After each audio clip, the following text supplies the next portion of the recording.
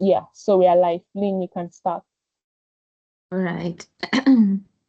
Hi, everyone.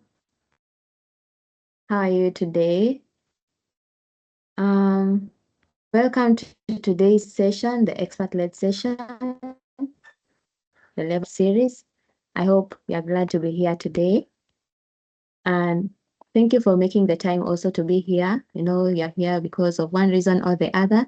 And I would like for you to share that in the chat box. Welcome. So kindly share where you're coming from and how you are feeling today on a scale of 1 to 10. Are you ready to learn something new from the session? As you continue to share, I would kindly like to request that you turn on your cameras so that we can be able to interact with each other to see your faces. Yeah. Also, you are welcome to use the react button. And for now, we are going to keep our mics on mute. There's going to be a chance to share or to ask questions. You can also use the chat box to raise your questions or comments there. Your participation is highly welcomed. Thank you. I can see the interaction in the chat box. We have Danielle who is saying she's from Cameroon and she's feeling 10 on 10 about the session. That's amazing. I hope you'll be able to gain a lot from this session today. Rachel Oluwadamilola says, lovely meeting everyone, and she's from Nigeria and she's super excited for this session. I'm glad to know we are on the same page. Yes, Danielle says again that she'd like to learn more about strategic thinking. Yeah, at the right place. All right, she's not able to turn on the camera right now, and it's okay if you're not able to turn it on. Just let us know, and when you're able to, we'd like to encourage you to turn on your camera. We have Salah Bisala joining from Nigeria, and he's feeling 7 out of 10 about this session. I think that's a good score. Thank you. I hope you can still be able to see me on camera. And also, if you're not able to, kindly let me know. You have Samuel from Nigeria feeling 3 out of 10. I think that should come with an explanation as to why you're feeling that way. We have Faith from Kenya, and she's looking forward to learn and engage. That's amazing. We have Arisha Akbar joining from Pakistan, 10 out of 10. Patience from Nigeria. Thank you very much. Thank you very much for participating, and I hope to continue to engage. You will continue to engage with us throughout the session. Thank you so much for being here. Your commitment to growth and professional development is truly inspiring. We'll be sharing insights and experiences that will help you sharpen your skills, boost your confidence, and take your career to the next level. So I hope you are ready for an engaging and interactive experience. Right now, I'm going to introduce the speaker of the day. It is my pleasure to introduce today's expert speaker, Delight Esuikup. Delight Esuikup is a corporate trainer, growth strategist, and leadership educator, widely recognized as the teacher of growth.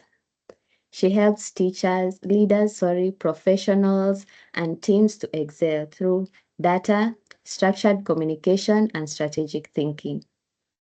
With over 1,000 professionals and students trained across Africa, I think that's a remarkable record. Delight delivers hands-on sessions in leadership, digital tools, workplace ethics, and communication and sustainability. In addition to that, Delight is the author of Beyond Words, a practical guide to mastering effective communication in life and in the workplace. She combines her background in data analysis, project management, and administrative strategy to teach practical growth principles through storytelling, structure, and strategy. At the heart of the Light's work is a passion to help individuals and teams to lead, learn, and grow intentionally and sustainably. With that, let's give a warm welcome to Delight Esuikup. Delight, the floor is yours. Kindly use the react button and also the chat box to welcome her as she takes us through this session. Thank you. Hello, can you hear me? Yes, I can hear you. All right. Thank you so much, Lynn. I'm super excited to be here. I'm glad, I'm honored. I'm very, very happy to be here. And I'm happy to see everybody present on the call currently. So I want to start by appreciating the Global Citizenship Foundation for seeing me worthy to be here and to teach such a lovely crowd of young professionals and individuals. I'm so glad, I'm excited. Thank you, Daniela. I love your energy. I love your energy, Daniela.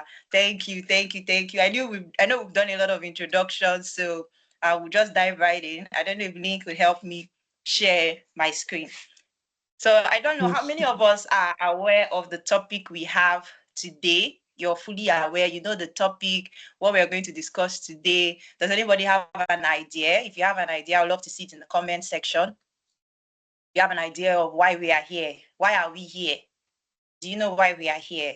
There's a popular comic or skit in my country, Nigeria. Strategic thinking, beautiful, beautiful. Thank you, Danielle.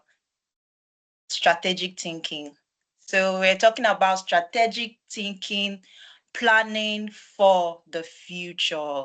Strategic thinking, planning for the future. When I got this topic, I was like, really, really, really, the Global Citizenship Foundation actually went and studied me, and they picked a topic that really represents a lot of who I am.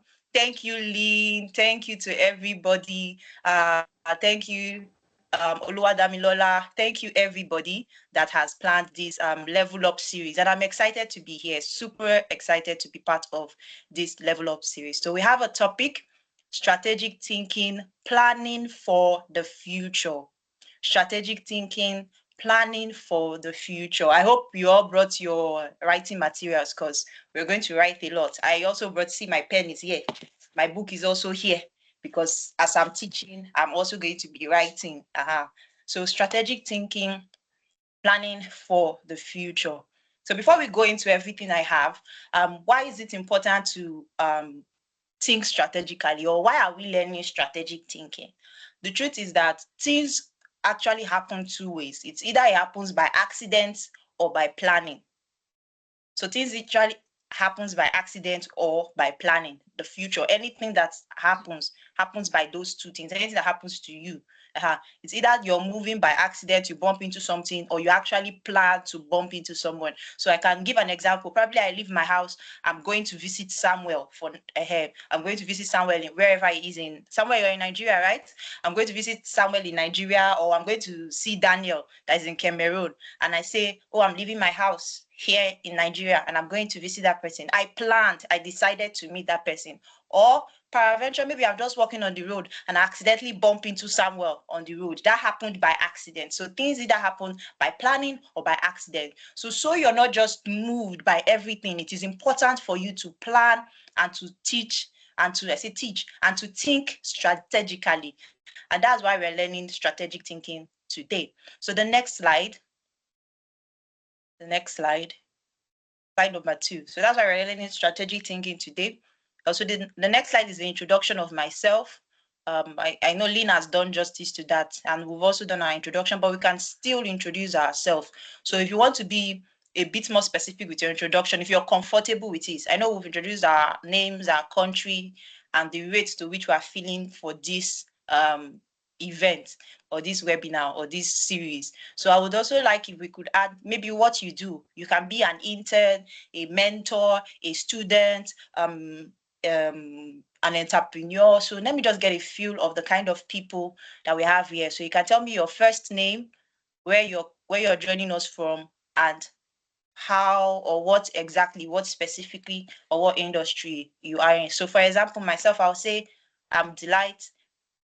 from Nigeria, and I'm a corporate trainer, in summary. So like that, like that, like that. Yes. So use the chat box, please use the chat box. Yes.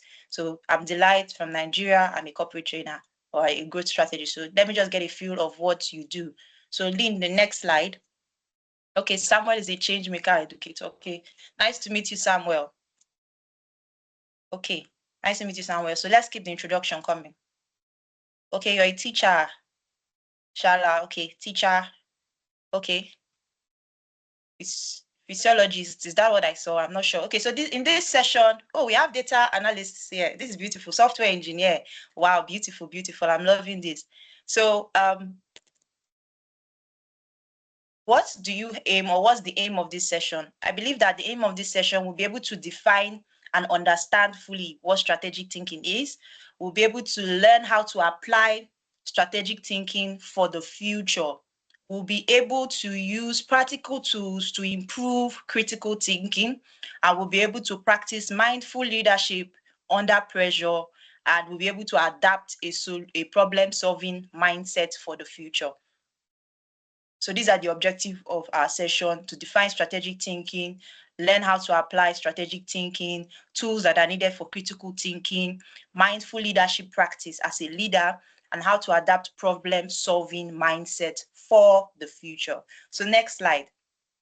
So for the next slide, we have a simple interaction. I would also drop the link. If you can scan the QR code, probably you're using a device that can allow you can also scan.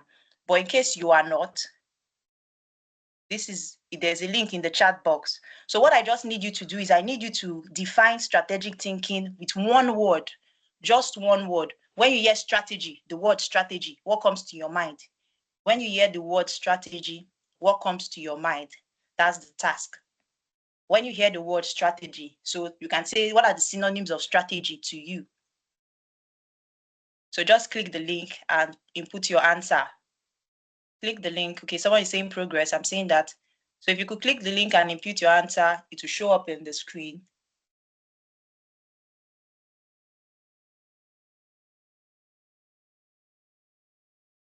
Has anybody filled it? Let me try filling for my end. Let me be sure it's working.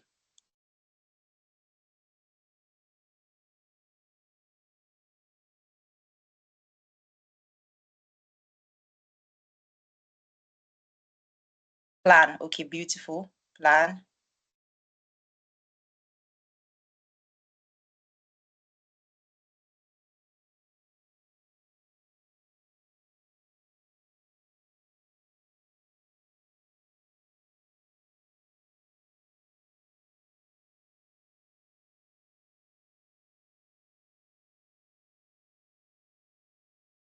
Okay, plan.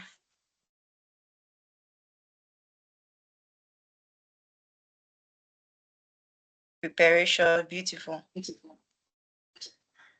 Okay, so I don't know why it's not showing on the screen. You're supposed to update. So I'm just going to keep, someone's mic is unmuted. So I'm just going to keep plan, preparation, resources. All right, beautiful. So let's go to the next slide, please. Plan, preparation, resources. I love that. So there are three distinct words I want to define for us today, because I feel like they are all encompassing. So we have the word strategy, which is what we're talking about today, strategic thinking. We have the word tactic, and we have the word plan. So if we say strategy, strategy is the overall goal and direction, a plan of action designed to achieve a long-term goal.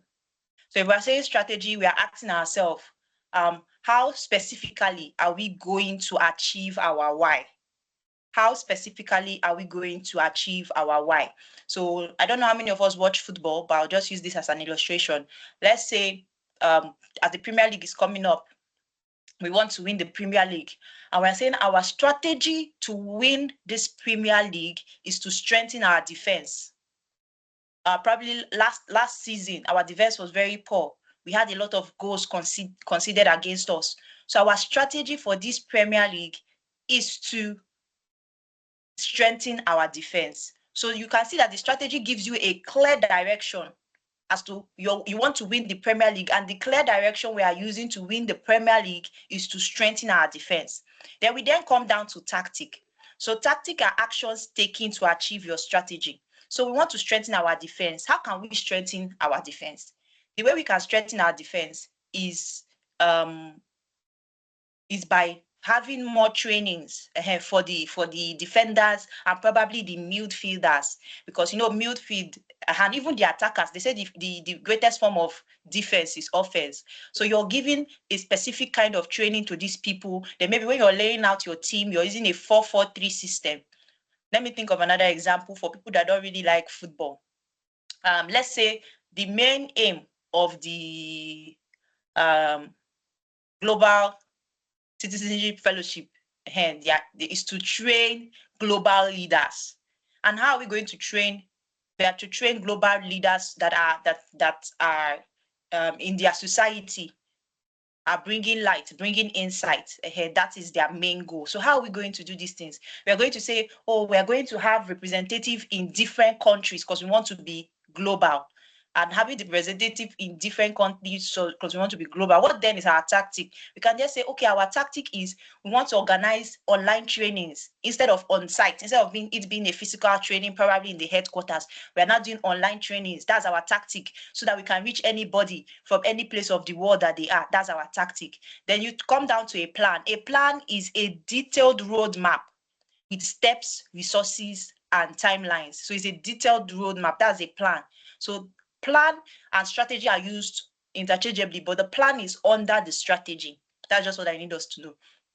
So we can say our plan now to become global is that since our tactic is to do online training, so anybody in the world can join us, we'll not draw a plan that, oh, in the month of August, this is what we're going to teach. In the month of September, this is what we're going to teach. In the month of July, this is what we're going to teach. This is what we're going to teach. So we're not telling ourselves, okay, this is what we're teaching each month.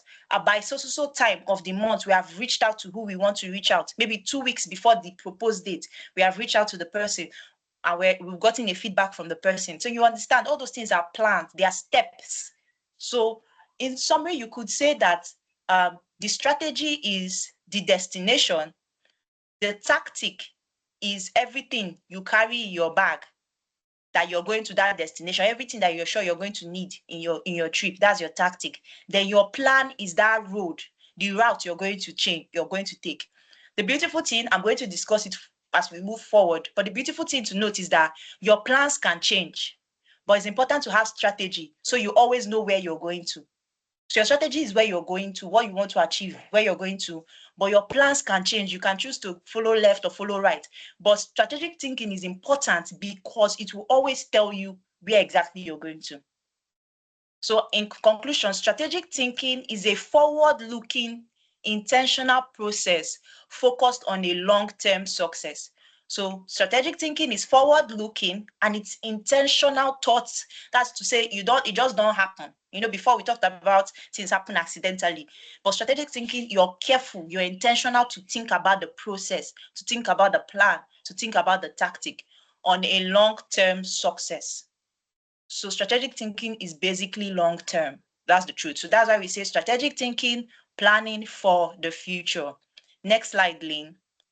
So I hope I'm not too fast. If I'm too fast, just at any point, tell me that, please, I should slow down. Yes. So thank you. So the next thing we are going to look is that we are going to go inside the mind of a strategic thinker. If you say this person is strategic in their thinking, what is inside their mind? What are they thinking about? That's what we're going to do. So the number one thing, or the biggest thing on the mind of a strategic thinker, is the vision. That's the number one thing. The person is asking themselves, oh, where do I want to be? It's forward thinking. So you're looking ahead and you're asking yourself, where do I want to be? Where do I want to go to? So the strategic thinker is always thinking about the vision. That's the top thing on their mind. The next thing is the future. So they are giving themselves timelines in the sense of in the next 3 months, in the next 1 year, in the next 6 months, in the next 5 years.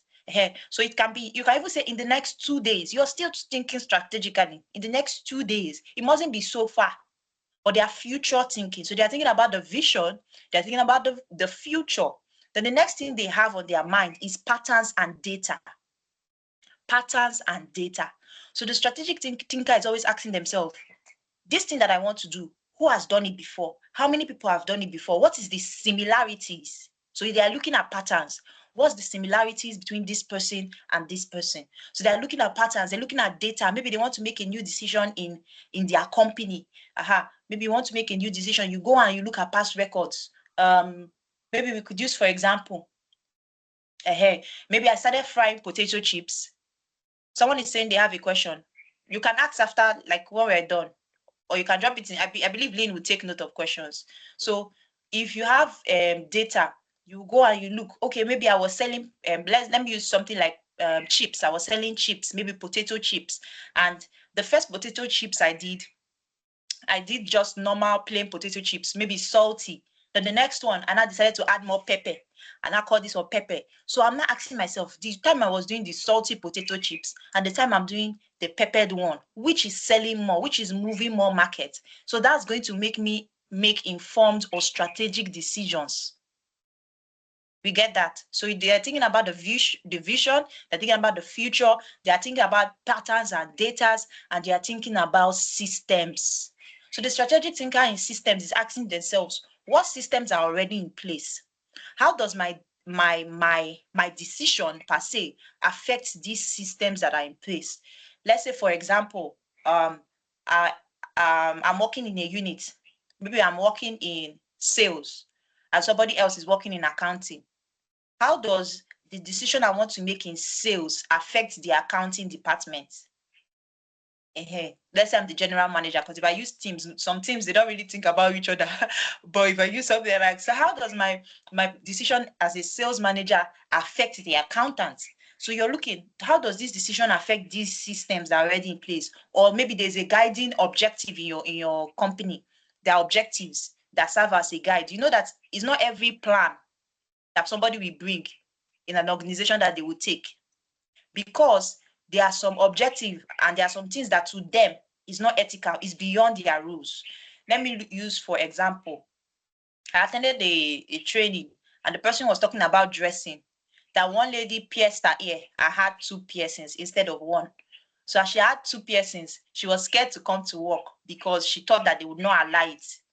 But to them, it was okay. But there are some organizations that they don't allow multiple piercings. So you see, there are systems. Any decision that you want to make, how will it affect the system that is already in place? That's what's in their mind. Another thing in their mind is options. What are the options available to me? What are the options? What are the things that, if this doesn't work, this can work, or this can work? What are the plan A, B, C, D to Z? So in the mind of a strategic thinker, there are options in their mind. In the mind of strategic thinker also, there are possibilities. So the strategic thinker is always asking themselves, what is the possibility of this thing failing? What's the possibility of this thing succeeding? What are the risks that are involved? What's the possibility of this thing working? What are the risks? So the strategic thinker is thinking of all the possibilities. That's the strategic thinker. The strategic thinker is also thinking about the people, or thinking about people, because you need to ask yourself, this idea that I'm bringing, are there people that can do it? You may have a very good idea, but if you don't have the people that can run with that idea, your idea is as good as nothing. So you're thinking, who are the people who can do this, who cannot do this? So you're thinking about the people that you have, the people you can reach out to, the people within your terrain. The strategic thinker is also thinking about the resources, probably the finance to execute a plan. Hey, it's one thing for you to think about a plan that you not come with an outrageous budget that you know that organization cannot finance at the moment. So that's what is inside the mind of the strategic thinker. So let's just go vision, future, patterns, systems, options, possibilities, and people. So I wrote here that strategic thinking begins with a clear vision. If you cannot see the future you want, you cannot plan for it. Strategic thinking begins with a clear vision. If you cannot see the future you want, you cannot plan for it. So like I said at the beginning, the vision is at the center, is the top tier for a strategic thinker. Every other thought process is important, but you see the vision, it's top tier for the strategic thinker. So next slide. I hope we're all following. If we're following, let me see emojis, thumbs up, any emoji you can put. Let me just be sure that, okay, beautiful. Thank you, guys. Thank you. So next slide. All right. So we are going into tools for strategic thinking. Tools for strategic thinking. Tools for strategic thinking. So number one tool that I have here is the SWOT analysis. So SWOT is popular. I believe we all know. Who knows what SWOT is? If you know what SWOT is, just type it in the chat. I know we're seeing it on the screen, but still type it. I need to know. Okay, you do, Daniela. Okay, beautiful. So SWOT is an acronym for strength, weakness, opportunities, and threats. Strength, weakness, opportunities, and strengths. So SWOT analysis is a strategic planning tool used to evaluate internal strengths and weaknesses, as well as external opportunities and threats, and how they affect the individual, the project, business, organization, or a team. So SWOT analysis gives you a feel of the internal against the external. So the internal, the strengths and your weaknesses. So we call the strength the internal positive. So internal positive, you're asking yourself, what resources do I have? What makes me different from my competitors? What makes me better than my competitors? What can I leverage on?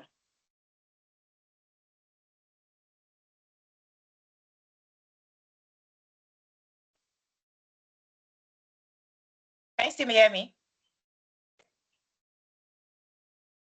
Can you hear me? If you can hear me, just give me a thumbs up. Let me be sure I'm being heard. Okay, beautiful. So you're asking yourself, what works for you, or what do you have? In summary, your strength is what do you have?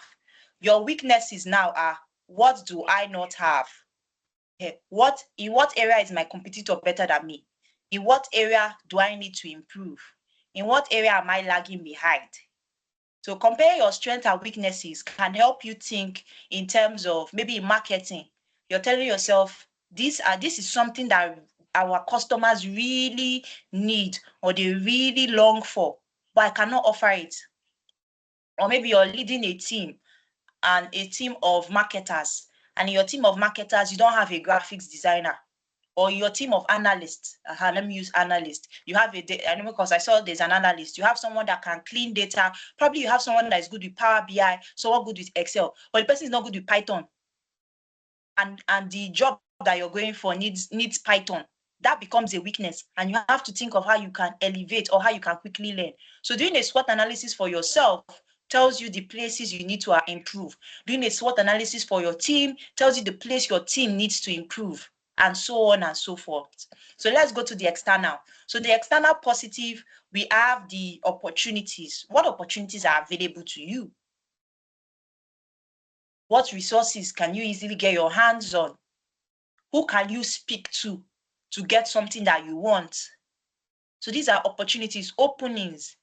You can even, an opportunity could even be your opponent or your competitor's weakness that is your strength, and you see there's a gap. What gaps are available for you to fill?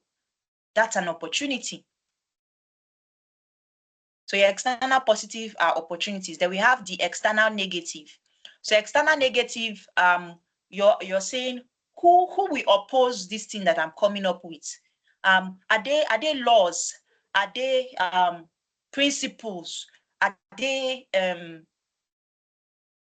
laws? Are they principles? Are there anything that will oppose me or serve as a restriction from the ideas, from the plans, and everything I have? So that's where external negative, which is the threat, comes in. So the next one is the PESTEL analysis. So let's go to PESTEL. Next slide. So SWOT is very common. I know. How many of you have heard of this PESTEL before? If you've heard of the PESTEL, let me just see. Let me know how many people are. If you heard of PESTEL before, analysis before, let me just see. I did. Okay, nice, wonderful. Okay, this is your first time, Danielle. Okay, beautiful. Oh wow, beautiful, beautiful. Mohammed has heard of it before. Beautiful. Okay, all right, beautiful, beautiful. We have intelligent people on this call. Your first time? Okay, beautiful. But let's go to it. So the pestle analysis is used to assess what is known as your microenvironment. So your microenvironment. So we have what is called macro and micro. Sorry, macro environment. So pestle is macro, the one we eat. Then we have micro. So if we say macro, that's the one we MACRO. So if I say macro, if we say macro environment means things that are beyond your control. You can't control it. That's what we use to describe macro environment. We see it as things that are beyond your control. Then micro environment are things that are within your control. So by within your control, something like your customer base, you can choose who is your customer base. You can easily choose the product you want to sell. You can easily choose. So anything you can easily choose or change anyhow, anything within your control is your micro environment with I. But everything that we believe is beyond our control is our macro environment. So we say our macro environment, or PESTLE, is the acronym for political, economical, social, technological, legal, and environmental. So by political, so we're going when it comes to strategic thinking, you're asking yourself, how can this macro environment affect the decisions I'm about to take? For example, political, what are the governance? Who is in power? Does this person affect the decisions I can make? Who is the governor? Who is the authority in that location I'm reaching out to? For example, now I think it's in the US, because of who is currently their leader, you can't easily go into their nation anyhow, unlike before. So that's a political effect on any decision I want to make. Let's say I'm a foreigner that I just want to travel. So that causes me to rethink to where the location I want to go to. So political elements or political factors affect your decision making. The diversity, what is happening? Like, what are the governance? What are the legal laws? What are the communities that I have to be part of? So those are your political environment. Then we have the economical environment, like exchange rate. You're doing a business in the US. Do you know that there are people that are happy when the dollar rate is falling and when the dollar rate is rising? There are people that are happy. Let's say I earn in USD in comparison to living in Nigeria. If the dollar rate is rising, I'll be very happy because to me, I'm earning more. So you see that the economy is affecting me. What's the unemployment rate? Maybe I want to do a training for the unemployed, maybe a CV writing class. If you see people that do CVs, they are earning, they are making it because there's a high rate of unemployment in my country. I'm using my country, for example, Nigeria. So if I come and I say, oh, I can get you employed with a good CV, people will rush. So political, economical, social. Oh, what are the acceptable norms? What are the cultural things that are accepted? What are the age gaps? Do we have more aged people in this location? Do we have more young people in this location? So you're asking yourself, okay, these people, are they very homely to external people? So you're asking yourself all these questions. Society will affect any decision that you want to make. What industry will work well in this society? I know that there is a place, I can't remember, is it Brazil? That they don't use plastic. They don't use plastic product. So imagine me, maybe I'm selling a plastic bottle Coca-Cola and I'm going there. It won't work. Then I have to think of an alternative. Okay, if they don't allow plastic, probably they allow tin cans. Okay, if they don't allow plastic, maybe we can even think of how we can now make Coca-Cola to be in a paper bag, like all these paper packaging for drinks. So you're not thinking. So you know that your micro environment, it affects your thinking. You're thinking, oh, this society, what do they agree on? What don't they agree on? What can I do better? So you see how it's changing your thoughts. So political, economic, social, and the next, like, technological. So what technology change? What technology upgrade has been put in place that will affect my decision? What automation tools are available to me that can make my work easier? So technology is changing. Maybe I'll still use the data analyst. I'm not conversant with a lot of fields that I'm seeing here. Or hey, okay, let me still use the data analyst. Or I can use anything. For example, maybe you use the normal Google Workspace or Microsoft Workspace, and you discover that there's an update to the system. Something that was not there before is now there. So you know that I'm using Google and Microsoft because it's like they are in close competition or close similarities. So I was showing someone today how to use Excel, and we're going through Excel, and I discovered that Excel now, Google Sheet now has slicers. Then it did not have slicers.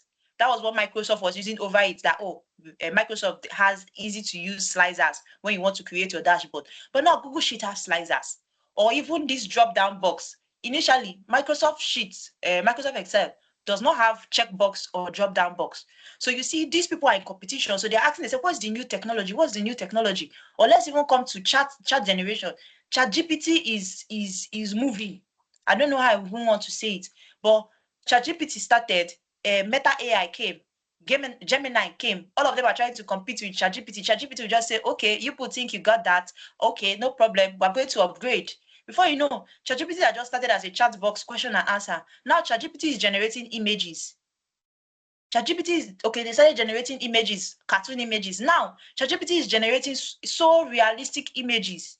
And you're like, wow. So technology is advancing. And you ask yourself in your industry, in your company, in your location, what technology can I leverage on so that I can also be one of those people that are at the top?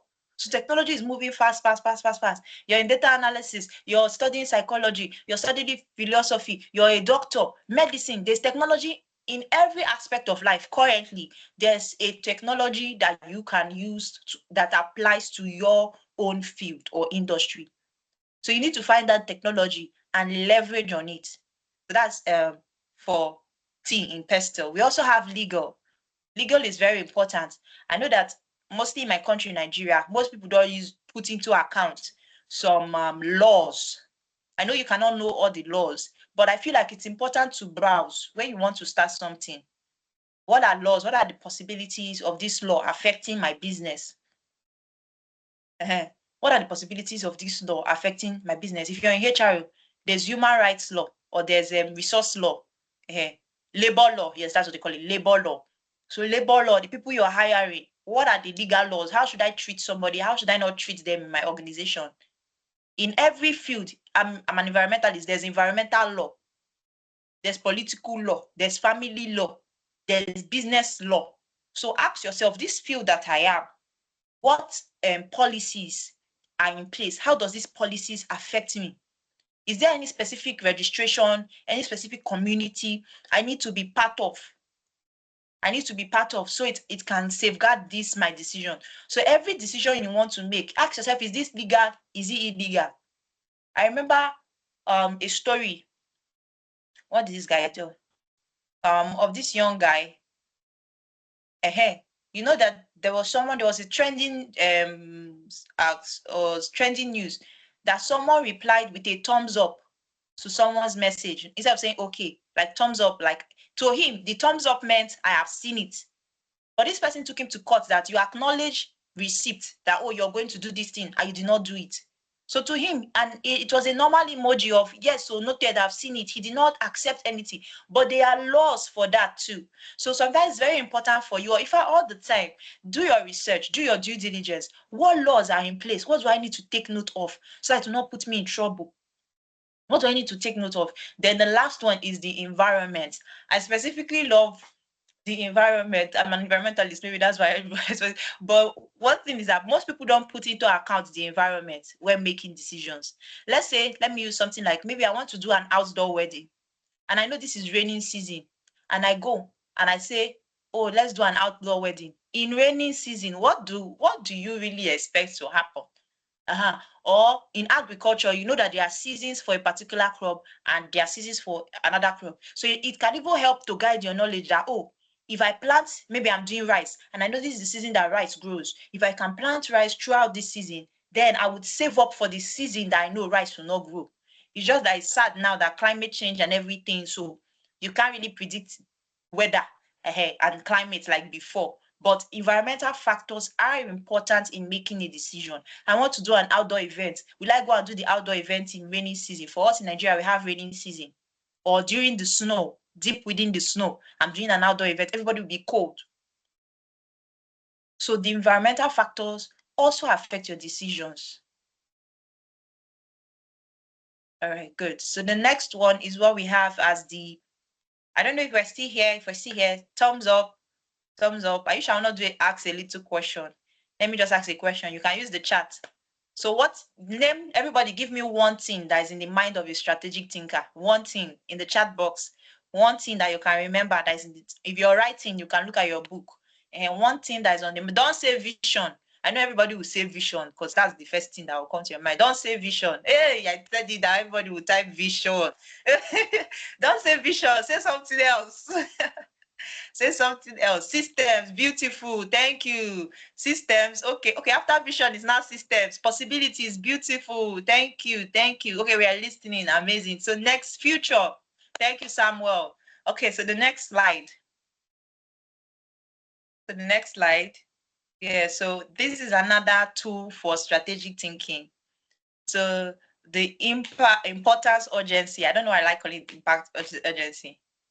Using her matrix. I can't really pronounce the name, please forgive me, but we're plotting a graph of urgency by importance. This can help you think strategically and make important decisions, mostly when it comes to processes and actual tasks. So it's importance, urgency. So we say that if something is important and urgent, do it immediately or do it. If it's important and urgent, do it.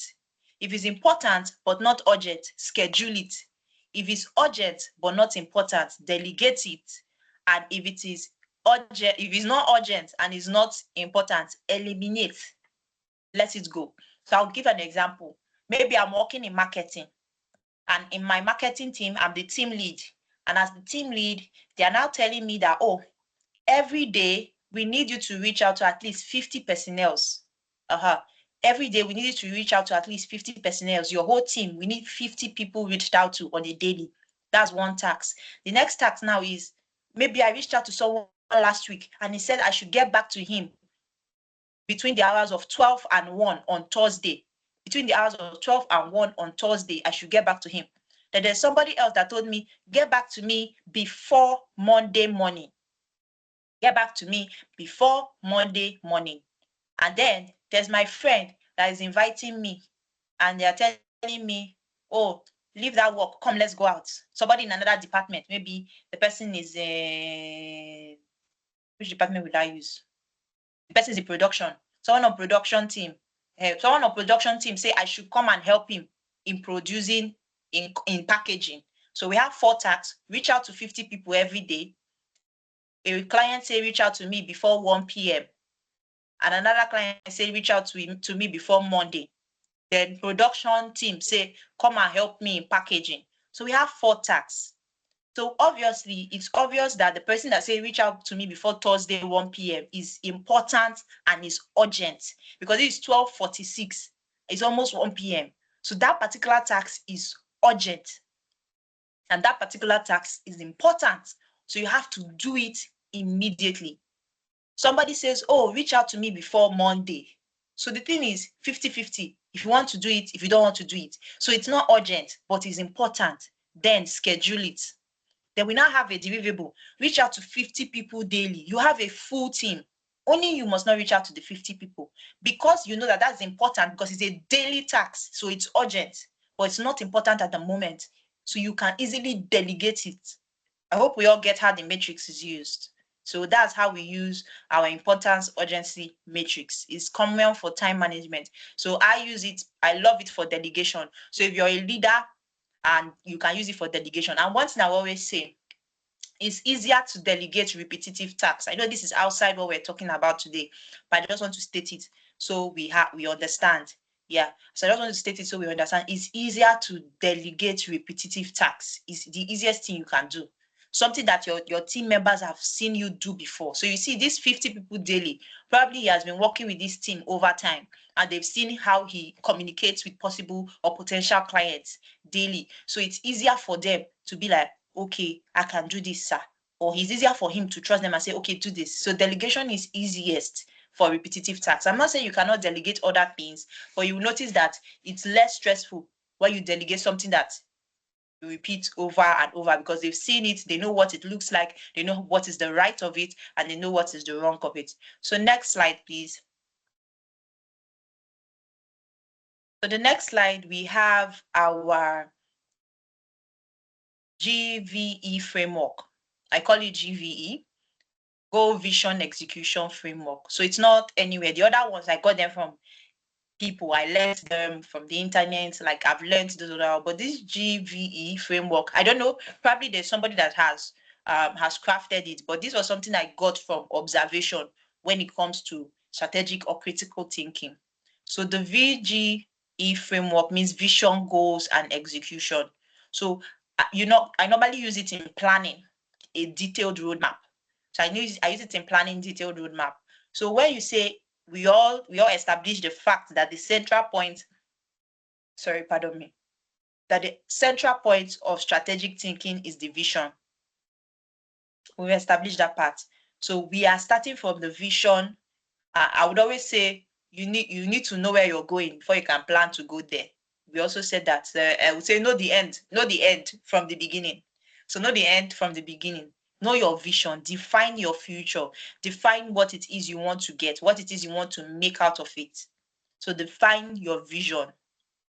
So even if you don't get anything from anything I've said today, what I just need you to know as an individual is that the vision is the central point of a strategic thinker. Even if you don't remember anything, maybe I've said a lot, the lesson is so cumbersome, just remember that the vision is that central point of the strategic thinker.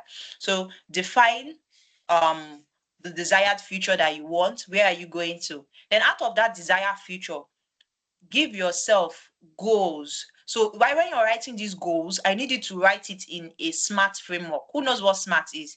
If you know what SMART is, type it in the chat box. If you know what SMART is, or you know what one letter in SMART means. I know SMART is popular. Somebody should know.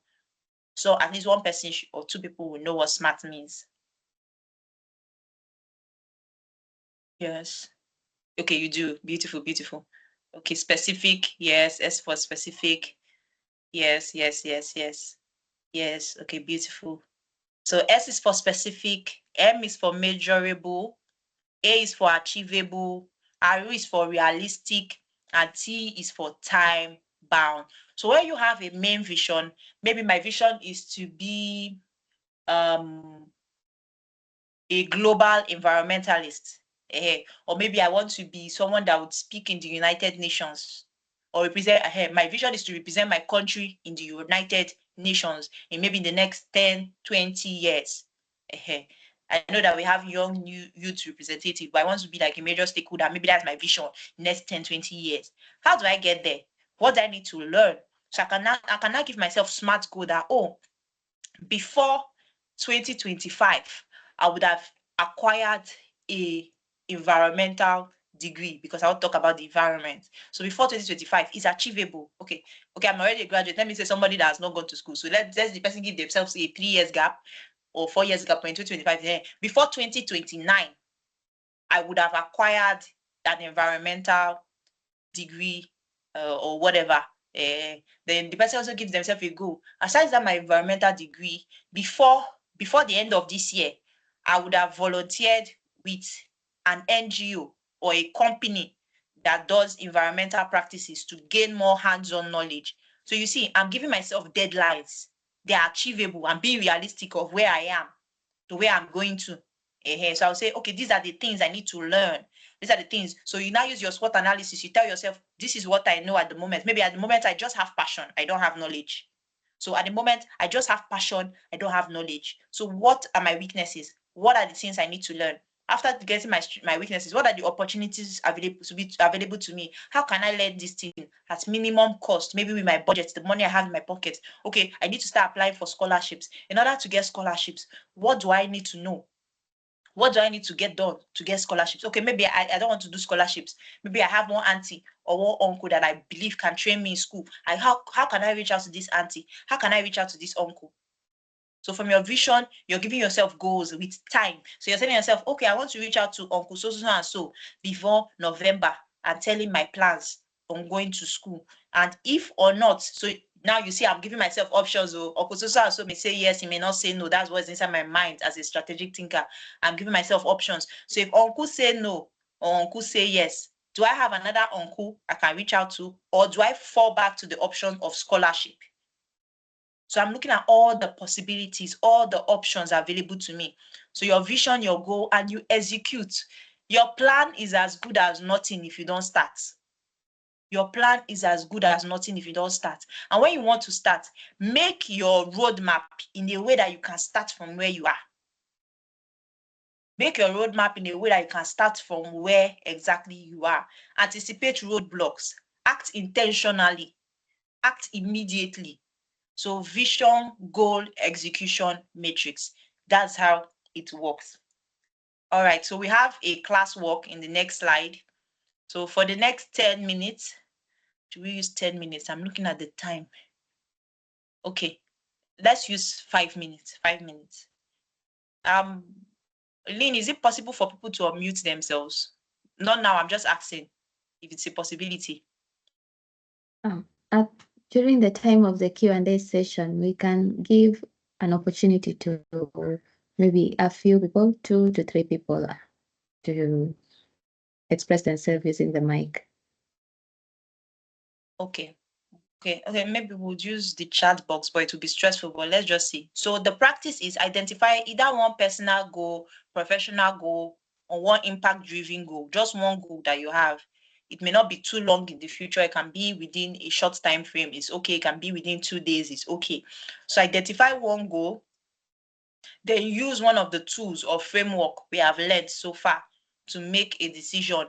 Identify some action steps towards your decision. So I just need you to identify one goal and write down action steps using one of the tools that you feel, okay, this is a tool. So are you using the SWOT analysis to analyze, oh, what are my strengths, what are my weaknesses? You will now tell me, okay, out of using, by using the SWOT analysis, I discovered that this is what I need to learn, this, and this. By using the SWOT analysis, I discovered that these are the opportunities available to me. By using the PESTEL method, I discovered that these are the laws or the legal environments that can affect me. I discovered that, oh, these are the social environments that can affect me by using PASTEL.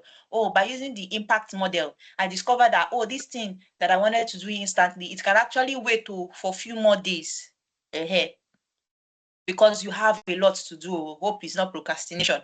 But as I'm talking, just be using any of the metrics that you feel you can use. So for the next, this is 12:55. So by 1 o'clock on the dot, I would need us to be done. So yeah, so let's just do that. Let me just, people just permit me. Let me just take a little bit of water. Thank you. So let's be doing that.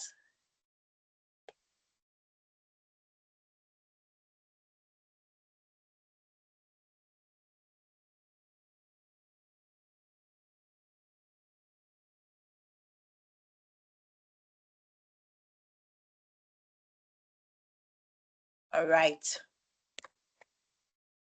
Okay.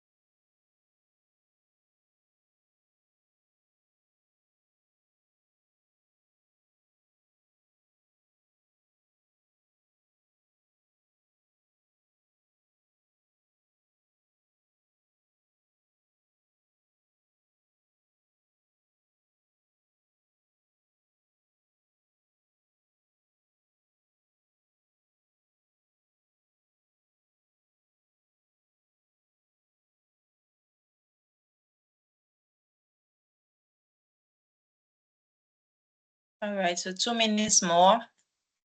Don't rush, take your time. If we can't finish now, you can always go back later.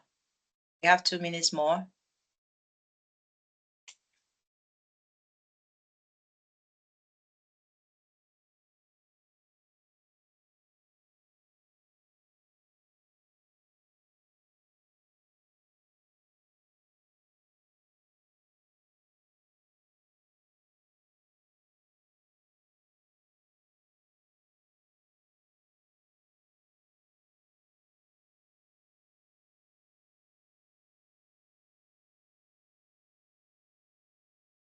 I wish I could see everybody's face. I'm just seeing Lynn. Lynn is so serious. I'm reflecting. You're reflecting. Carry on.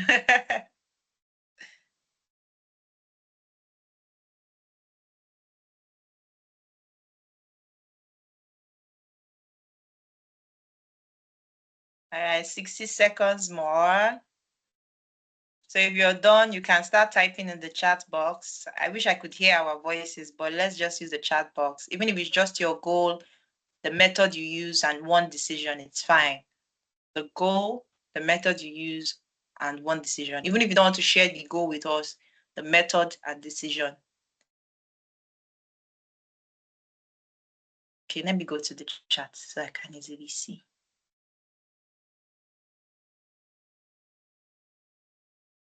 Okay, this is beautiful. One personal goal will be to improve my relationship with God. Okay, okay, okay, beautiful. Oh, wow. I love the way that you put it in SWOT format. Beautiful. I love this. I love this. I'm liking this. Okay, someone else. Let me see someone else.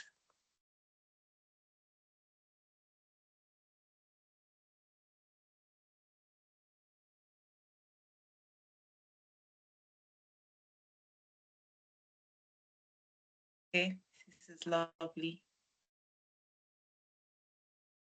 Just one person so far. Time is up. Let's start typing. Let's type. If I see a second person, then I can move over to the next slide. I just need to be sure that we followed. Yeah, okay, I can react also. Let me react.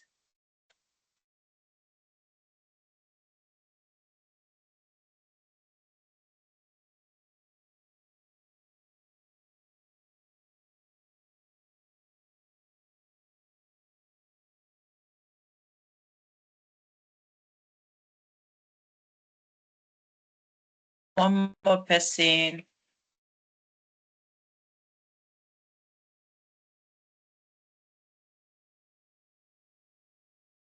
I have many more for you. If I don't see the next person, we won't move. One more person.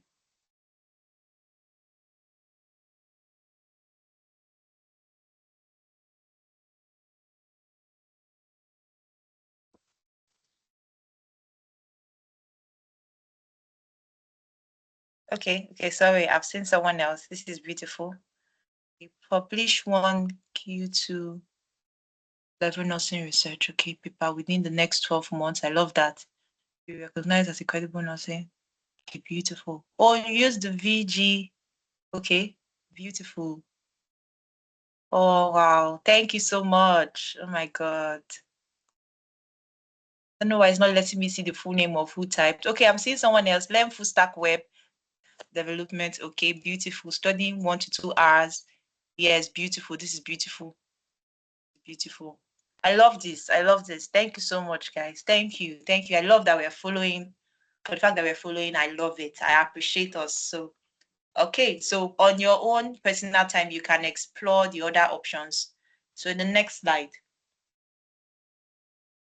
So the next slide. Okay, beautiful. I'm seeing more people answer. Beautiful. All right. So now we're going into key attributes of a good strategic thinker.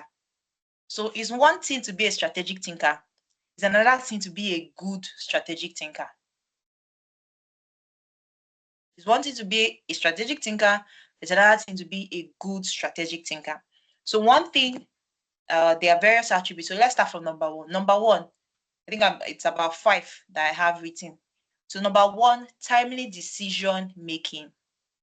So a popular quote by Nathan Flick says, "We learn that indecision is a decision and that inaction has a cost of its own."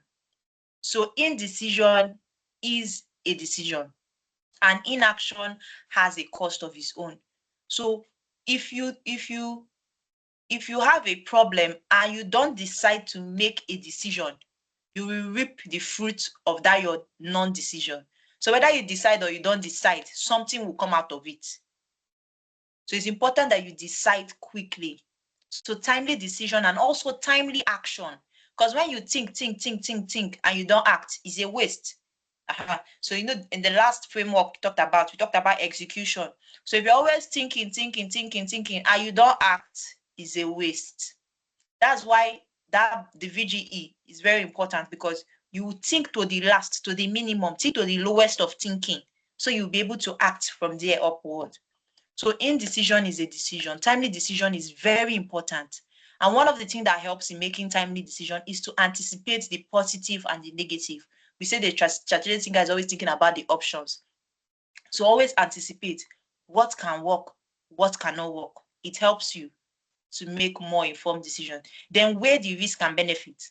There are sometimes you will need to make decisions that are not 100% good. It happens, it's true. There are decisions we make that is not 100% good. But then you now need to say, okay, this option is 40% risky, but is 60% beneficial. But this other one now is 20% risky and is 80% beneficial. So I would rather take the 80% beneficial one to the one of 60%. So you're weighing your risk and your benefits. It helps you to be more timely, because if you're waiting for that perfect decision, you may never get it. You may never ever get the perfect decision. But if you're able to weigh your risk and your benefits and pick one, it's beautiful for you. You will easily get it. So weigh your risk and your benefits. Then use data and past records. Use data and past records. It will help you, because you'll say, okay, this has worked before. This has never worked. Like, as plain as it is, you want to go with the one that has worked before. Mostly when you have time bounds, you say, okay, we've been doing this and this has been working for us. Let's just keep on it. Let's just do this again because we have limited time. It's easy. Then adapt quickly when realities emerges. So you may make this decision and it doesn't work. Adapt quickly. As a good strategic thinker, it's important for you to adapt quickly. And another thing that can help us in timely decision is, or in terms of confusion, this may not be timely decision, but in terms of confusion, what could help you is that you could try your answer on a lower scale. Maybe you have a big business plan and you're telling yourself, if I import bags from Ghana, I have people that will buy. You now go and import 10,000 bags when you don't have the market to buy that 10,000 bags. So you now tell yourself, okay, let me start with 100. Let me start with 50. Let me see how that 50 will go. If that 50 works, then we cannot do a larger scale. So always having a prototype or a smaller scale of your idea will help you. That's one thing that helps. Then another attribute of a good strategic thinker is effective communication. You have decided, or you have the strategy, and it's time for you to come and tell your team. But if you're not good at communicating it, it will not be effective. I would say that your decision or strategy is as good as none if you cannot communicate it effectively. If you cannot communicate it effectively, your decision, that thing, that strategy you have mapped out for your team, and you're like, we are going to win it. We've got this. If you cannot communicate it effectively, it's as good as zero, because they can't get it. So as a good strategic thinker, it's important for you, after thinking about this idea, you also need to know how to communicate it. So I wrote here the 7 C's of communication. Is a popular matrix. It's popular. We have clear. Let the thing you're communicating, let it be clear. Let it be concise. Don't tell us jargons. Tell us what specifically we need. Let it be complete. Don't leave us with questions. Why did she say this thing? There's something missing here. No, don't leave them with questions. Then let it be correct. If you're coming in with data and patterns, you're like, oh, last year we sold 10,000 pieces of chippings. We sold 10,000 pieces of chippings. And you're coming, and like, we sold 10,000 pieces of chippings with this method, so we can continue with this method. But instead of 10,000, you actually sold 800. So because that information is not correct, people will not trust you again. So make sure your information is correct. Make sure your cultures, be nice, know who you're talking to, approach them the way that is good. Then let your information be concrete. Let it be considerate. Consider the other person. Consider the other person and ask, oh, if I say it with this grammar, can this person understand? If you know, if you're saying this, if I'm saying this in this way, does this person have the capacity to understand? I can come and use very big jargons, but I'm asking myself, okay, if I say this thing, can this person understand? Does this person know what I mean by this? Can this person relate? So that's being considerate. I also wrote here in effective communication that you should also explain why decisions are made. Sometimes you just need to explain. I know you're the leader. Oh. I know, yes, you're the strategic thinker. You've thought about it. You know why you said this thing. But always explain to your team. It will give them more morale. They will trust you more. Effective communication builds trust. It's one of the things I teach. Effective communication builds trust. So if you can tell them, okay, this is the decision we're going with, and this is why, it's easier for me to want to follow you because I know why you're saying we should do it this way. But if you don't tell me the why, you're just saying, all of us, everybody, pack your bag immediately. We are going to Jamaica from Nigeria, or we're going to Cameroon. We are going to visit Daniel in Cameroon. We are packing our bag, or we are going to Pakistan. We want to go and visit people in Pakistan.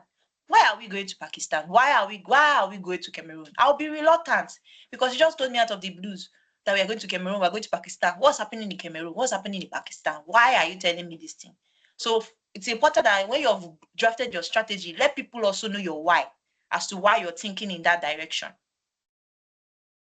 Then ensure your team understands what is expected of them, when, where, and how. When, where, and how. Most times we just come and we say, please, I need a report of everybody that attended this August Level Up series. You need a report. When do you need a report? So if I decide that, oh, I'm busy now, before I will send the report, it's probably in September. The person is not wrong because number one, you didn't tell me you need a report. You didn't tell me you need a report in 1 week or in 2 days. You told me you need a report. Then probably I'll give you a report and I only put everybody's first name. And I come and submit it with only people's first name. You now shout and you say, why are you giving me a report with just their first names? Don't you know you need to be more detailed? I need their second names. I need their genders. I need their emails. I need everything. You become frustrated. You become agitated. But you did not tell the person in the initial that, oh, you need a report, a detailed report with gender, email. See, the best way to communicate effectively is to assume that the person doesn't know. Just assume that they don't know anything. Assume it. So you communicate when, where, how. Okay, maybe the person wrote it on paper and they came and they give you a physical copy. You now get agitated. Oh no, I did not say you should write it on paper. Send it to my email. But initially, if you had said, please, Lynn, I need a detailed list of everybody that attended the webinar on August the 14th. I need their names, their emails, their gender. Put it in a Google Sheet and send it to me via email. There's no way Lynn will not know what she's supposed to do. So you always ask yourself when, where, how, when you're communicating. When, where, how. When, where, and how. So when, where, how. Ask yourself WHO questions. I think that's what they call it. WH questions. When, where, how. So the next slide. So timely decision making, effective communication. I think the next slide should be empathy. Yeah, I got it. Empathy. So empathy. I wrote it out. Without empathy, frustration grows when it is time to execute. Without empathy, frustration will grow when it's time to execute. So what helps? Put yourself in that other person's shoe. I cannot come and maybe tell, let me just assume that Daniel don't know how to cook. Daniel, we're just assuming, no, it's not you, but we're assuming. Okay, or I can even say it, you're from Cameroon. There's a food in Nigeria, it's called okra. I don't know if Cameroon people eat okra. I'm just assuming. So I now say, Daniel, please cook okra for me. Rolling on the floor laughing. She's laughing. I come and I say, Daniel, please cook okra for me. And Daniel does not know what is okra. She doesn't even know what okra looks like. She doesn't know the ingredients for the okra soup that she wants to cook. And I come back a few minutes later and I'm agitated. Daniel, I told you to cook okra soup for me.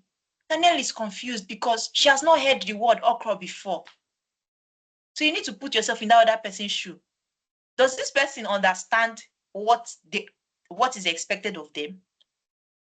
Do they understand the goals? Do they understand the needs? Ask yourself, do they have all the resources, all the skills that they need to execute this thing I've asked of them?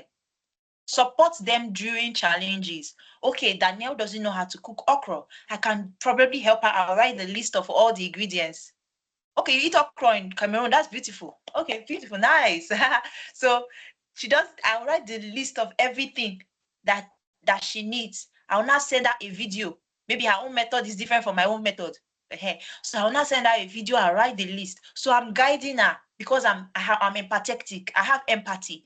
I ask myself, what does she know? What does she not know? And that's what causes frustration as a leader. I just need all of us to just calm down and think of times we have been frustrated. If we can recall times we have been frustrated, it's because the person does not know. I can give a practical example. One time I was leading a team.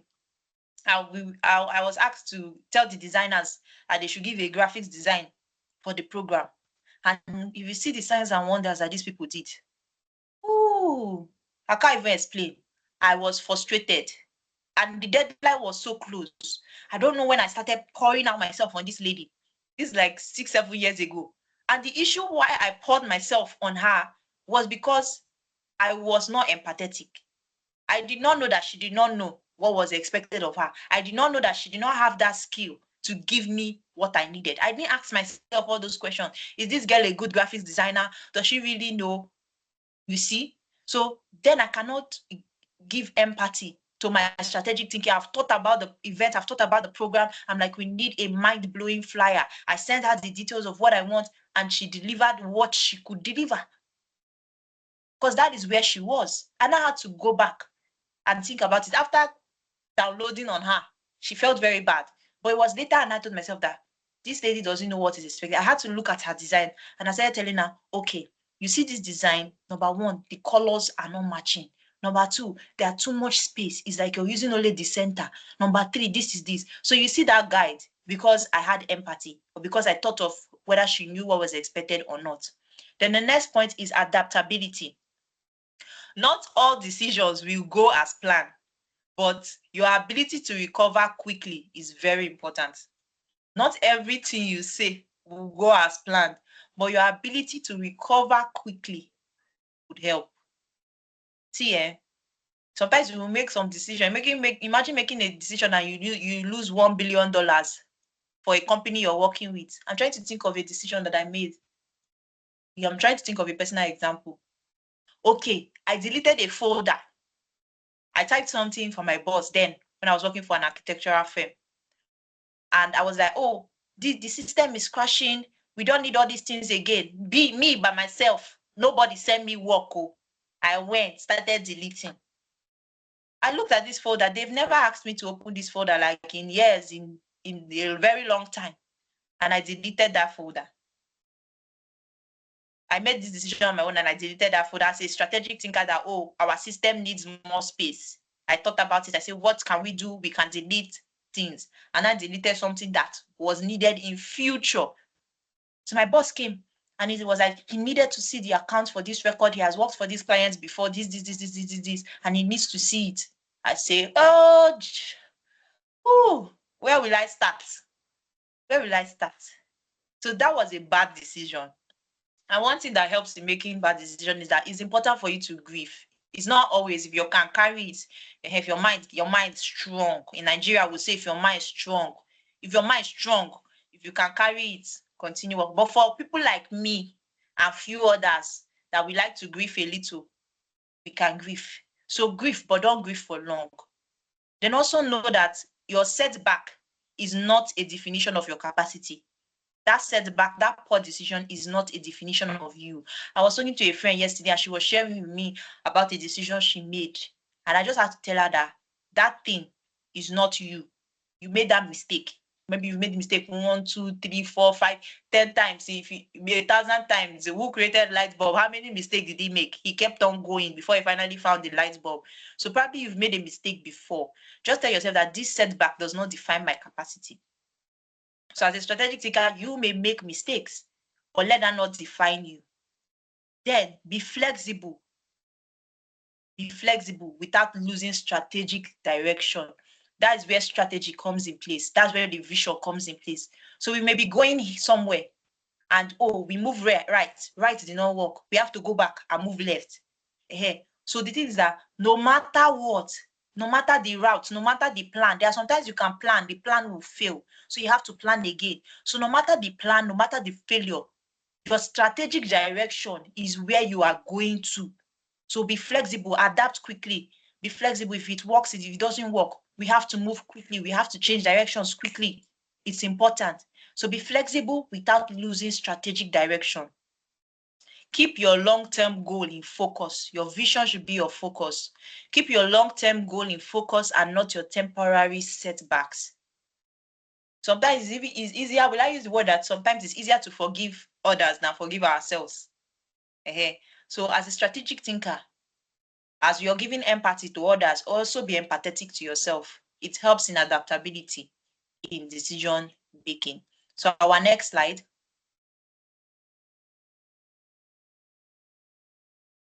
So the final attribute of a strategic thinker is emotional intelligence.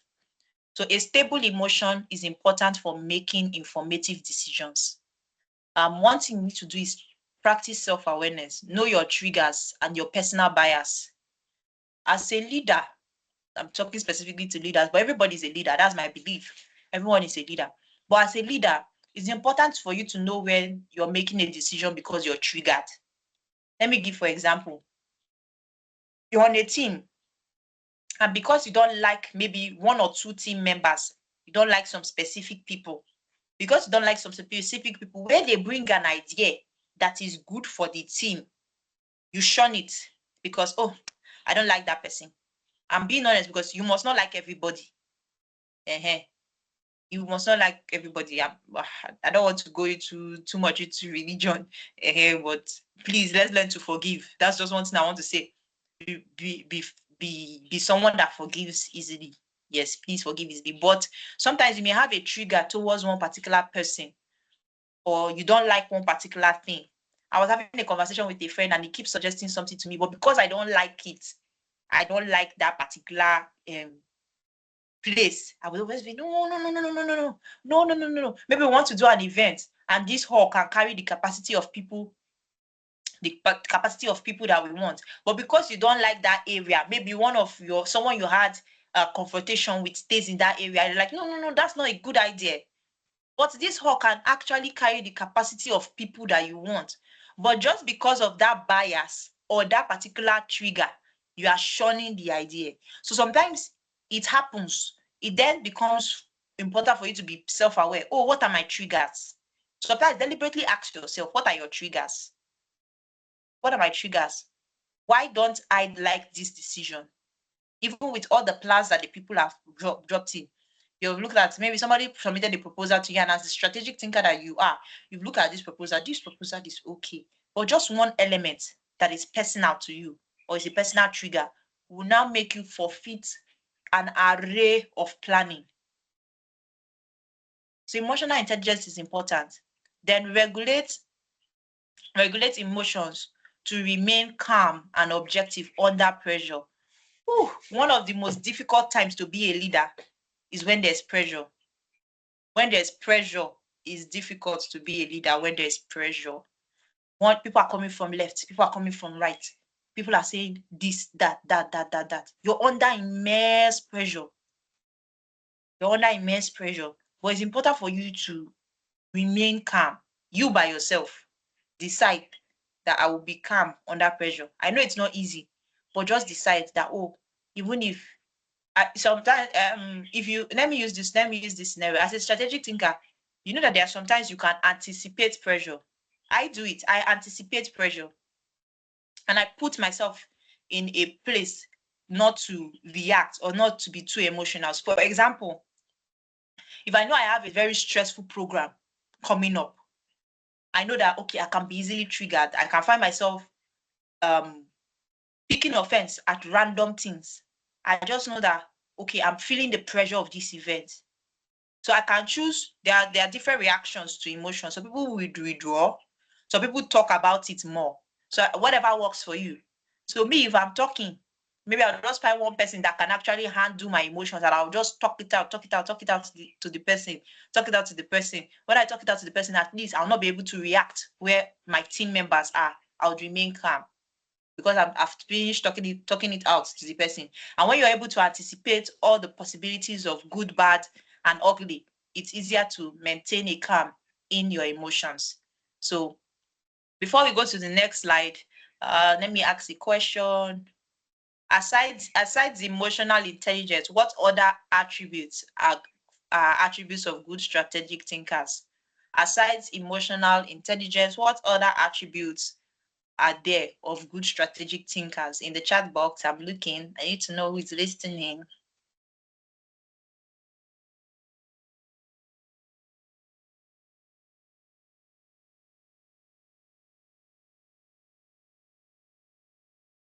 Empathy, beautiful. Thank you, Samuel. Empathy, beautiful. Thank you, Samuel. All right, empathy. Okay, so adaptability, beautiful, beautiful. Thank you, Mona. Thank you guys. All right, so our final slide. I think that's majority of it. That's majority of it, if I'm not mistaken. Beautiful. Okay, so thank you for listening. It's time for Q&A. It's time for Q&A. Over to you, Lynn. Thank you very much. For now, I'll stop sharing the screen because I cannot be able to see you guys. But yes, now I can see you. Wow. Thank you. Thank you so much, Delight, for taking us through the topic strategic thinking. It's time for people to share their, okay. We have one person who has already raised their hand. Rachel, is it possible for her to get access so that she can be able to share the question using the mic?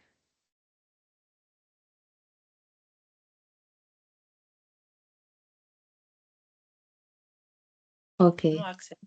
All right, Yes, please no type. access? Type. Yes, she's welcome to type. Sorry for the So, stress, but try typing. Sorry for the stress. They can use yes, the chat. please. Okay. Chat, please. Okay, welcome to use the chat box. I would like to say my takeaway for the session as we wait for people to share their questions, their comments, and their feedback. I was not able to give my answer when we were talking about the types of tools that we can use for strategic thinking. I think for me it will be the Eisenhower matrix to really help me, especially in the team I'm currently in. We require more people so that you can be able to make this session more effective and more impactful. Thank you, because your presentation focused not only on work life but also personal life. I liked that with the examples that people shared, they shared things to do with their personal life and also things the strategies they'd like to apply to their work life, and also to recognize that there are things that will affect our plans that are beyond our control, and that it is very important to be able to adapt. And also the thing that stuck out for me very much is where you said, assume people don't know anything. If just by explaining something to someone, it will make somebody's work much easier. It will make them use less time, and it will also help them to not waste time on something that they could have done at a shorter time if they got better clarification and support. So thank you very much. So we have a question from Marilyn Ekea. She asks, is timely decision making the same as effective time management? Okay, can you hear me? Yes, I can hear you. Okay, so timely decision making is not the same thing as effective time management. But so when you say decision making, it's a bit broad. Time management is more in task. Let's say how would I explain? So let's say you have a list of tasks, like the list of tasks we gave or we made use of during the marketer. So that is tax management and time management is effective, but decision making is broader than that. Decision making, yes, you can have timelines in some decisions, but also you can make some decisions that don't have specific timelines. Strategic thinking rather. Okay, yes. So in other strategic thinking, decision making, you can make some decisions. Okay, I'm thinking broad, I'm thinking strategic thinking. Yes, timely decision making and effective time management, they can go hand in hand. But timely decision making is like me coming to you and I'm saying, oh, right now we're trying to pick between pink and yellow. The decorator just called and he said we should reply within 2 minutes. Pink and yellow, which color are we using? Pink and yellow, pink and yellow, pink and yellow. You can then say, oh, our brand color is yellow. Use yellow, not pink. That's a timely decision. But effective time management, you have list of tasks. You can choose to do it today. You can choose to do it tomorrow. So timely decision making comes in effect where you have a very short timeline, something that is a bit spontaneous. So yes, for some of them you can anticipate. Some of them, like I said, always have the main vision in mind. So because the main vision is mind, I can easily say, oh, our company's logo is yellow. We are giving that warm feel of yellow atmosphere. So it's easy for me to make that timely decision because I have the vision on my mind all the time. But if effective time management is that, oh, we've drawn a roadmap. We've done a roadmap for this event, and we're saying this event is coming up next week. It's coming up next week. The decorator will be on ground by 5 p.m. on Friday. So I'm scheduling. The decorator is coming 5 p.m. on Friday. We expect guests to start arriving by 3 p.m. on the day of the event. We expect our first speaker to come up by 7:30 p.m.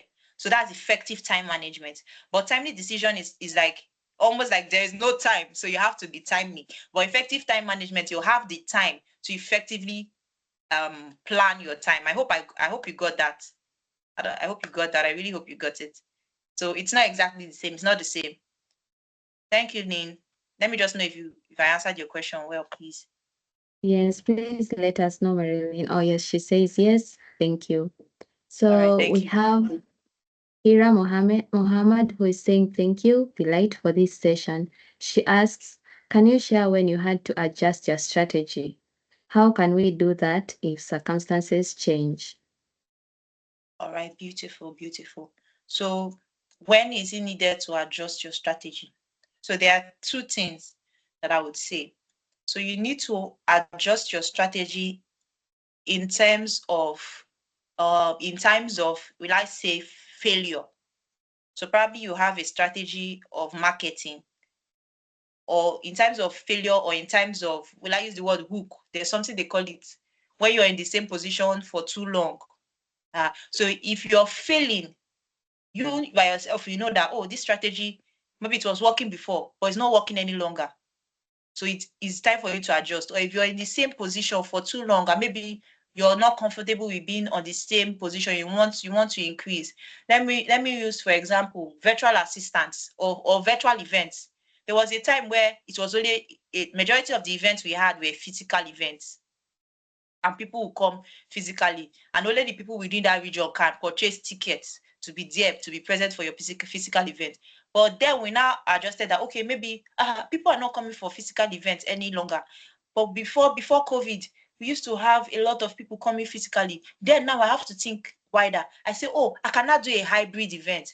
So people that can come physically will pay so amount, but those that want to attend online will pay so amount. So that's a different strategy. So I feel it's important for you to adjust when you're noticing a failure, that's either a decline or you are in a point of just moving on a straight line. There's what they call it in physics. I've forgotten. There's climax point, there's dropping point. I've forgotten what they call that straight line. So either if you're fixed, bam, that's the word. So either you're fixed or you're failing, it becomes important for you to adjust. It's also important for you to adjust when you look at all the methods, mostly like the pestle. If you know that, okay, this strategy I'm using may be affected by either politics, the economy, social, technology, all those kind of things. So if you know any of the macro factors will affect your strategy, it's important for you to tick quickly. Oh, I don't want to get into the any legal legal situation that will affect my company. Oh, this region I'm going to, they don't allow this kind of thing, or there's now laws that say, okay, we cannot be using plastic again. So we have to adjust. Your strategy has to change. So in times of decline, fixed, and anytime it is affected by a macro environment, it's important for you to change your strategy. I believe those are the few things I know that could help. Any other question? I hope I answered your question. Let me just know if you need clarity on anything. Okay, thank you so much. Thank you. Thank you. So we are still waiting for people to share their comments, their feedback. Did you learn something new from the session? Did you discover something new? Is there a tool that you will apply in the future? I'd like to hear from you, the attendees. We have Nita, Anita, Arisha, Muhammad, NGOC, Patience. We'd like to hear from you. What is your takeaway from the session? And if you have any questions, Yara says Eisenhower matrix for sure. Yes, thank you. I'm also with you on that. You know, we learn this from school, especially those who have gone to business school. And at the time, maybe you're probably just learning it to cram it so that you can add it. You can use it to get some points in the exam room. But when it comes to the work environment, you realize these are actually things that you can practically apply to get things done and to also collaborate with others. Gioti Kiran, I hope I'm spelling it, I'm pronouncing your name correctly. He or she says, thank you so much for the session. Thank you. Thank you. That's GOT, thank you. I like your name. Where are you from? Let me just get where you're from. I like your name. Yeah. As you continue to wait for people to share, I'll drop your LinkedIn in the chat for people who like to connect with you further. Yes. Okay, that's fine. So connect with me on LinkedIn. I'm active. You can also share what you learned on LinkedIn. I would appreciate.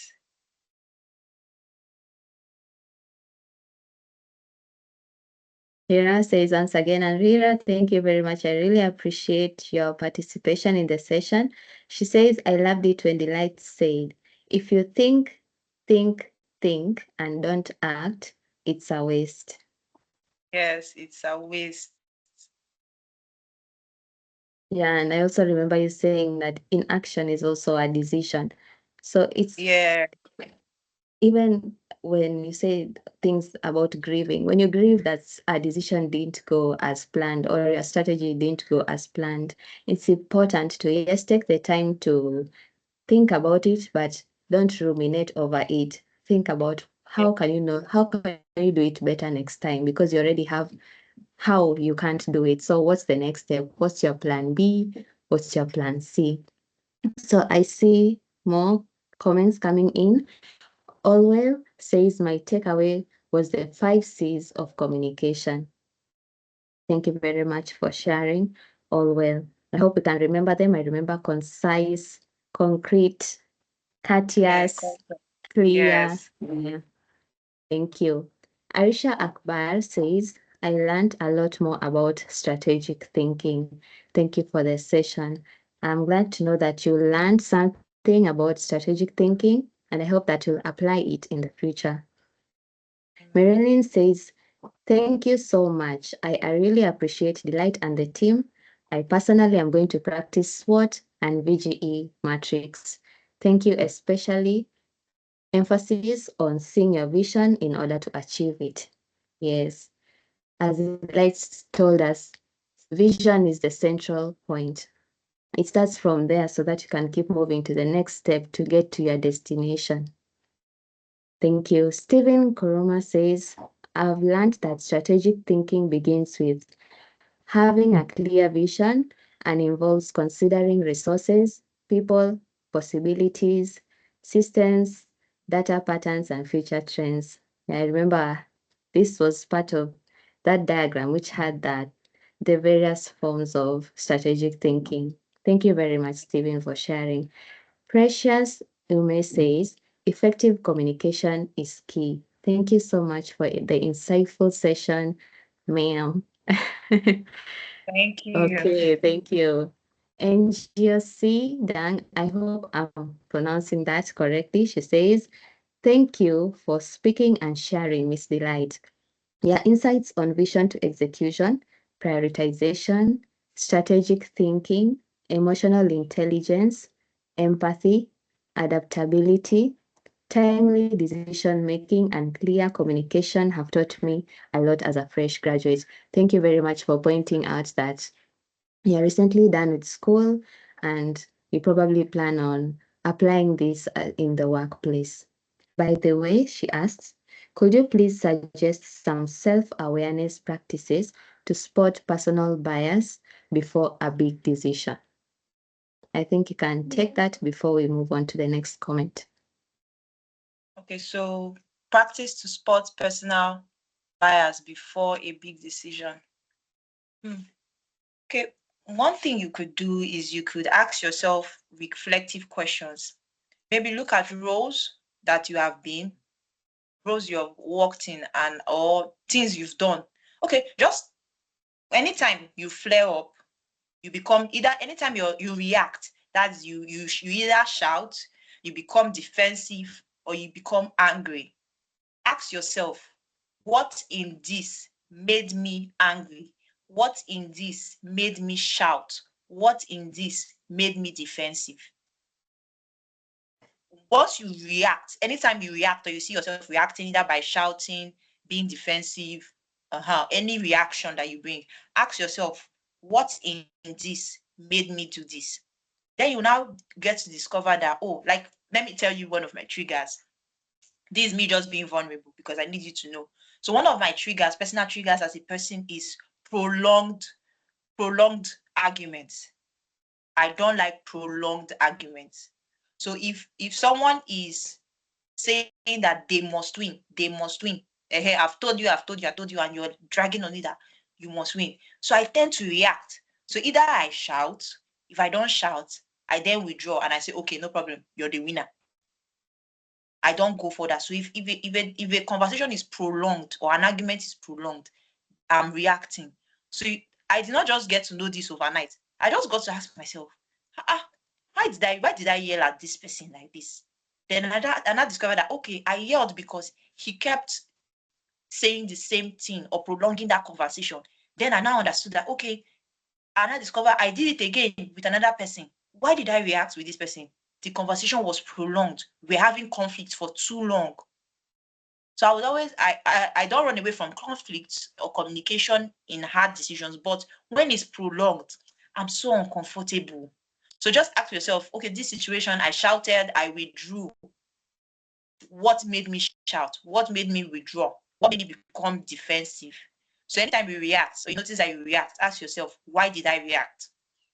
I think that helps. I hope I answered well. Yes, thank you very much. I think she can be able to tell us in the comment section whether you've been able to answer her question. Samuel says, thanks so much, Delight. It was an informative session. Now I will be intentional and strategic in my thinking and planning. Yes, we hope that you'll be able to do that, and we will check in, Samuel, to see whether you're being intentional in the coming weeks. Or we'll also ask your team members to check in to tell us, to give us a report. Geotic Iran says it has been quite an enriching experience to have been part of this webinar. Appreciate it. We appreciate you as well for being part of this session, for listening in to the end. Yes, thank you very much. And she also says we pronounced her name correctly, and it was so thoughtful of us. Thank you very much. So if there are any more, okay. NGOC says, thank you so much for the insightful answer. I found that I often acted impulsively without processing my emotions and the reasons behind. With your advice, I will definitely practice to question my decisions and actions better. Thank you very much. Thank you. And Jyoti says, once again, change in thinking can't happen overnight, but it gives us a starting point. Yes, that is very true. So we should not give ourselves pressure that it needs to be done today. It takes time and it's different for people. For some, it's 2 days. For some, it's months. For some, it's years. But as long as you're moving and you're working towards that goal, you are able to become a strategic thinker or also to improve the area you wish to work on. So if there are any other comments or questions, we still have more time to be able to put them, type them in the chat box.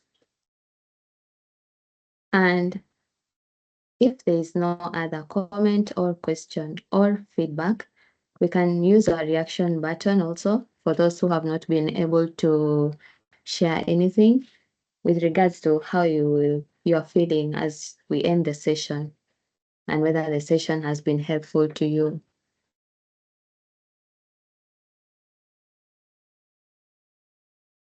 Can also use the reaction button to appreciate the speaker because you're also coming towards the end of the session.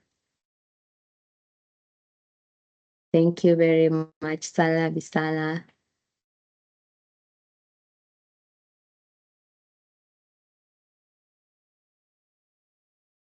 Thank you, Danielle.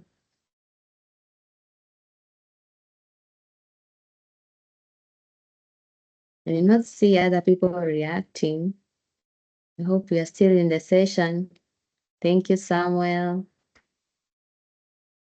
I'd like to acknowledge your presence for sticking it to the end of the session. Congratulations. Samuel, I'm feeling 3/10. I need Yes, to yes, ask hasn't you, are you changed. feeling 3/10? Thank you. Thank you, Arisha Akbar. Thank you, NGOC. Samuel, we're waiting for your response.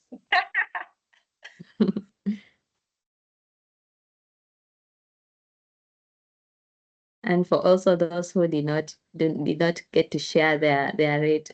Oh wow, that's 10/10. nice. That's fair enough. At least I got an Yeah. A. Yeah. Yes, it's above average. Thank you very much.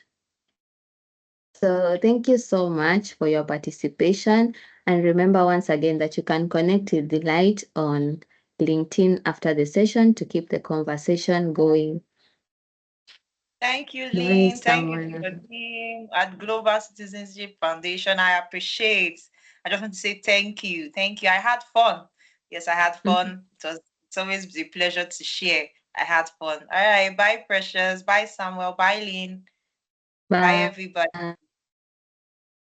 Bye. Thank you very much.